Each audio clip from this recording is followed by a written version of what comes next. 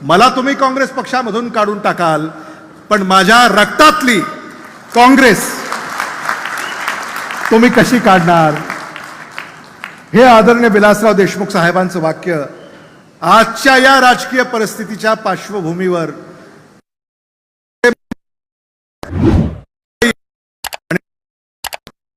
देखील चर्चा अलीकडे खूप म्हणजे,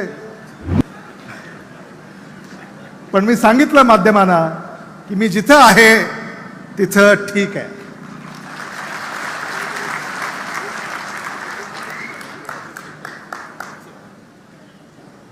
आणि मग या देशामध्ये राज्यामध्ये जी राजकीय परिस्थिती आता नव्याने पुढे आलेली आहे, समाजाशी जी नाळ आपली जोडलेली आहे ती नाळ तोडून